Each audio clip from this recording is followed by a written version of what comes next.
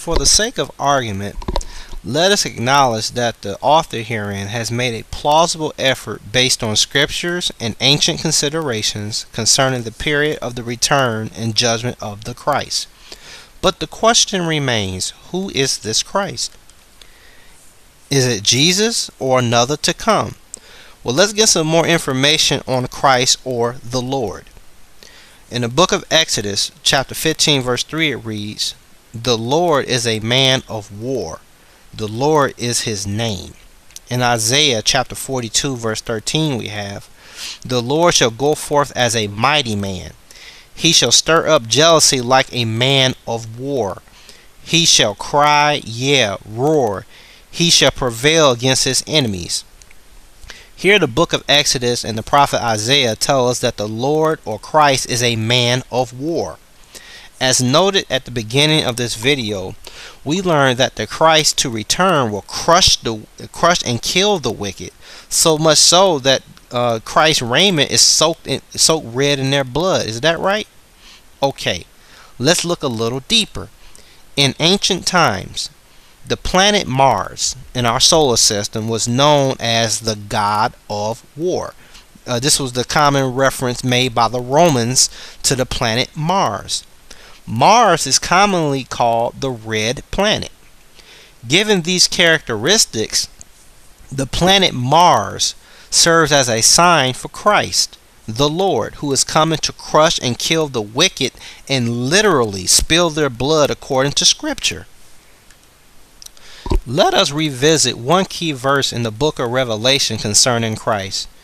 Revelation chapter 6, starting at verse 15, we have, "And the kings of the earth, and the great men, and the rich men, and the chief captains, and the mighty men, and every bondman, and every free man, hid themselves in the dens and in the rocks of the mountains, and said to the mountains and rocks, Fall on us, and hide us from the face of him that sitteth on the throne." This verse here indicates that the people was panicking and in fear for their lives, running from Christ, the wicked, and or he that sitteth on the throne. Now, let's get back on point. In 1877, in the capital of America, in the capital of the United States of America, in Washington, D.C., the moons of the planet Mars was discovered for the first time.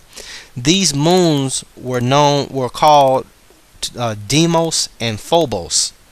The word Deimos is Greek for dread, and the word Phobos is Greek for fear. You know, the root word of phobia. You know, like you have a arachnophobia, like you're scared of spiders. So the two moons of Mars unto this day are known as Deimos and Phobos, dread and fear. So let's look at this spiritually or metaphysically. What happened in the capital of the United States in the year 1877 when they was looking at Mars? What happened? What does this mean?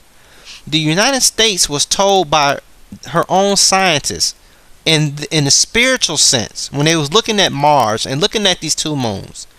Remember, the planet Mars was known in ancient times as the god of war, and the two moons of Mars discovered were called dread and fear. So what was the United States told in 1877?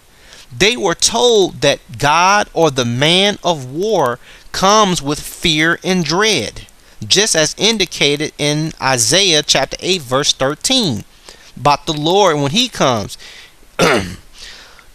Chapter 8 verse 13 reads, "Sanctify the Lord of hosts himself. Let him be your fear and let him be your dread."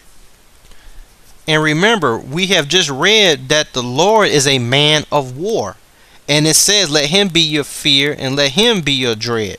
So if we reread this scripture concerning the Lord of hosts himself, we can, since we know who the Lord is, he's a man of war, then we can say, sanctify the man of war himself. Let him be your fear and let him be your dread. Now the Revelator bears the prophet Isaiah witness and tells us concerning the coming of Christ. He tells us that this Christ is a man of war. In Revelation chapter 19 verse 11 we have, "And I saw heaven open, and behold a white horse, and he that sat upon him was called Faithful and True, and in righteousness he doth judge and make war." Here the Revelator tells you that the Christ is a man that makes war, or is a man of war. So who is this Christ that is coming, putting fear and dread upon the wicked? And what does this have to do with the year 1877? Now I must tell you the truth.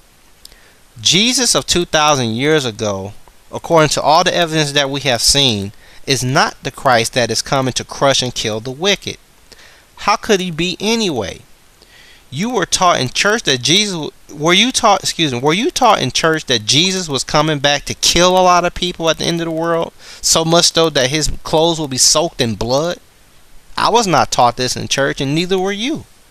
So this man Christ, who's coming to crush the wicked and spill their blood upon his raiment, and his blood and his raiment be soaked in blood, this is not what we're taught about Jesus.